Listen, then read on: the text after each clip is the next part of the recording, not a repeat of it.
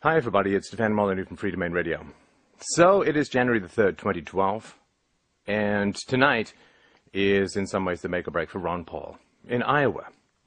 Now, I've made my position on political action clear, but of course no one can predict the future, and what I think is absolutely necessary for the rescuing of liberty from the jaws of tyranny is commitment.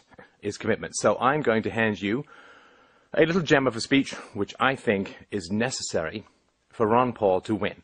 If you believe that Ron Paul is going to secure liberty, that Ron Paul is the best hope for the freedom of the Union, then you need to be committed.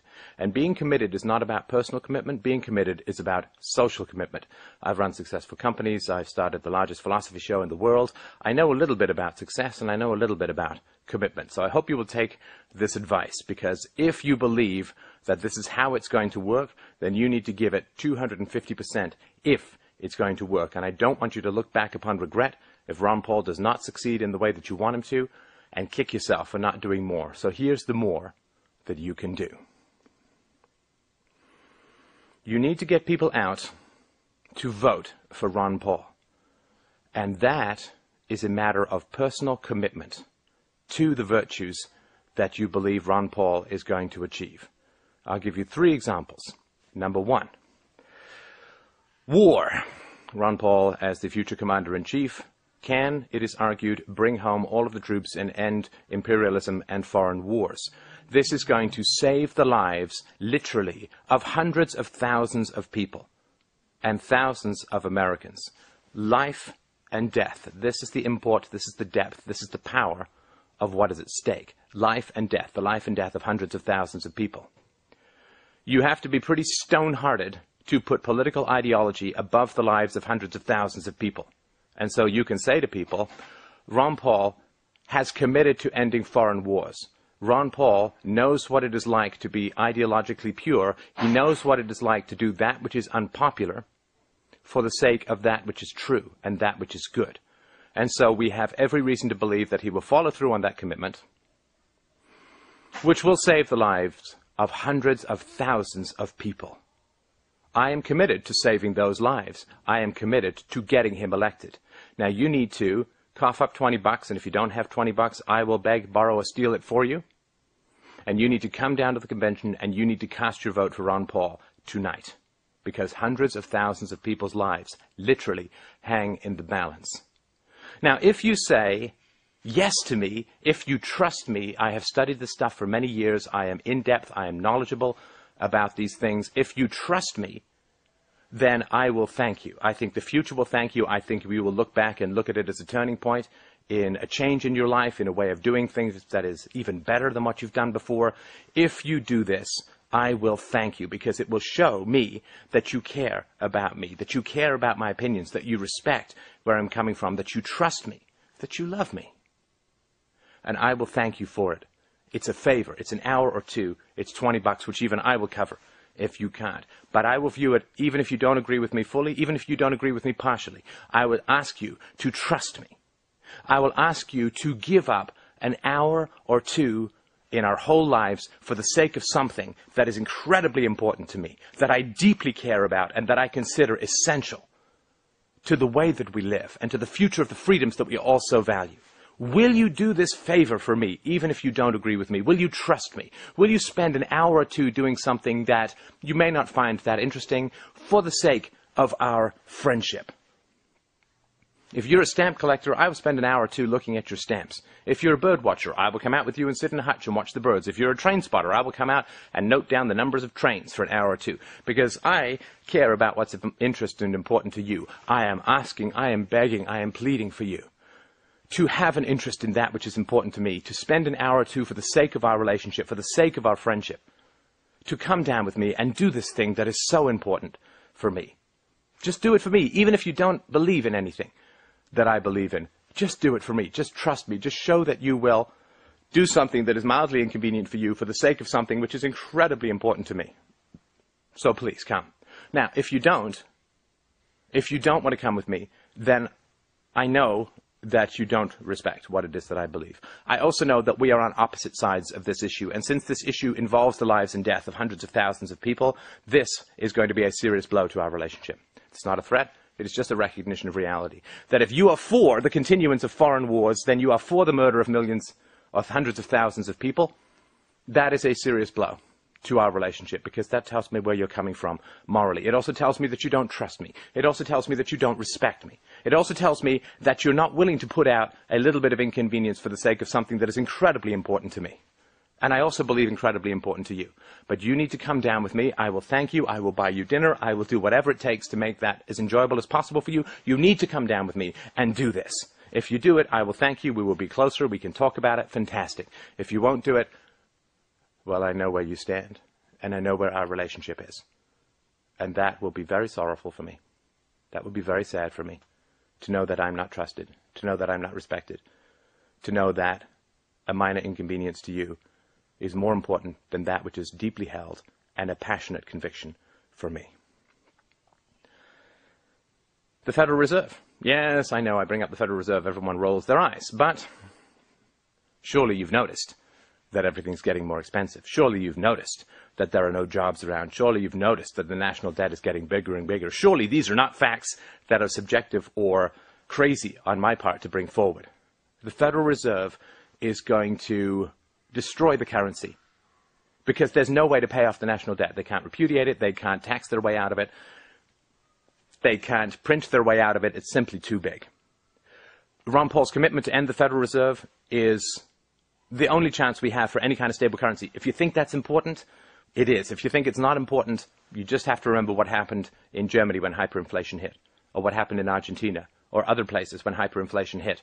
It is a road to tyranny, because people panic, their bank accounts evaporate, the poor can't eat, food is too expensive, gas is too expensive, the economy grinds to a halt. Money is the lifeblood of the economy. If you corrupt the money, you corrupt the economy. If you destroy the money, you destroy the people. Because everything that we do, the cities that we have, everything is reliant upon sound currency, all the economic transactions that bring food into cities, that bring gasoline from overseas, that pay people, that is money in the bank, that is life savings, that is people's blood, sweat, equity from their entire lives, is at risk of evaporation if the Federal Reserve continues to create the kind of money, the massive amounts of monopoly money that it has over the past few years. This is important. Just because you can't see it yet doesn't mean it's not going to happen. A smoker smokes for a long time, decades possibly, before he gets sick, if he's going to get sick. That doesn't mean it's not dangerous. That doesn't mean it's not bad. And this is even more certain than lung cancer. This is math. And I care about the stability of the economy. I care about people having jobs. I care about people's life savings not getting wiped out. At two levels. One, because I don't want people's life savings to get wiped out, and neither should you. And second, because when people's life savings do get wiped out, and when they can't buy food, they turn to extreme political measures. Always. And that is very dangerous for us. It is very dangerous for me in particular, having been out there as an advocate for freedom publicly for many years. You are putting me at risk. If you support a continuance of the existing policies of the government, there is indefinite detention at the will of the government. It is dangerous for me. Come and help me gain some protection from someone who's going to repeal this stuff that is putting me in danger. Because I've been out there for so many years as a freedom advocate. Help me. Give me some security. Give me some safety. Give me some protection. And give yourself some protection from the extreme reactions of people who are going to panic when they can't buy food and their savings are gone. So let's prevent this. Let's get someone into power who is going to deal with this, who is going to keep us safe from the dangers, the inevitable road to tyranny that results from hyperinflation or debasement of the currency.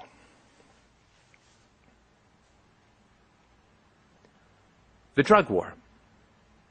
Hundreds and hundreds of thousands of your fellow citizens are locked in abusive, destructive, repulsive, degrading cages for the innocent act of carrying and smoking pieces of vegetation that some people don't like. I myself, I don't use drugs. But what does that have to do with anything? There are hundreds of thousands of people who are caged, in cages, their lives destroyed, having to check off criminal records for the rest of their lives smashed into atoms by the callous brutality of a prohibition against that which people disapprove of, in the same way that temperance unions disapproved of alcohol and foisted prohibition upon the nation. We all know how that went. That was a massive invitation for organized crime to come in and take control of society. There was almost no organized crime before Prohibition. Prohibition created the incentive for organized crime. It has drawn thousands and thousands of young people into a life of crime, because we have, on the one hand, very little job opportunities for them because of the death of manufacturing, and on the other hand, we have the incredible short-term incentive gains of the drug war. It has caused a corruption of the police force. It has added to the national debt. It has caused an increasing militarization of the police force in America. It has created huge problems internationally as America bombs fields in Colombia and Mexico and supplies arms to people out there, both the government and the criminals. It has caused a massive degradation. It has added to the national debt. It is catastrophic. And anyone that you know could be picked up by this craziness. You don't think that cops ever plant drugs on anyone they don't like? I am at risk for this kind of treatment, for this kind of behavior. This has to end. We have to set these people free. This is a way to deal with the budget issues. This is a way to deal with civil liberties issues. And if you are not going to support Ron Paul with me today, if you are going to avoid that hour or two of inconvenience that I'm asking you, I'm begging you, I'm pleading with you to provide to me, to provide to the country, to provide to the future, to lay the foundation for the security and freedom of tomorrow, then I know that you are for innocent, peaceful people being locked in abusive, degrading, destructive, inhumane cages. And that is a serious blow to our friendship, because I don't think that I can actually respect someone who is for the murder of hundreds of thousands overseas, who is for the kidnapping and imprisonment and locking in cages of peaceful people, and who is for inflation, which robs from the poor, for the coming instability of a currency crash, which has been predicted. Hey, don't listen to me. There are thousands of experts out there saying exactly what I am saying. I'm not making this up. This is a fact. It has happened before in history. It will happen again in history, but I damn well do not want it to happen here. Because this is the shining city on the hill. This is the bastion of freedom. This is the last and best hope of mankind. Here. Because if tyranny happens here, the lights go out across the world. The lights go out across the world. Because this was the noblest and freest experiment in history. This was the city on a hill built on the foundation of principle, of property rights, of non-aggression, of the peaceful and voluntary interaction, trade, and resolution of conflicts between citizens, of a tiny government, of a minimal government, of a minuscule government, which has grown and swollen like a cancer until it is going to overwhelm and slaughter the body politic.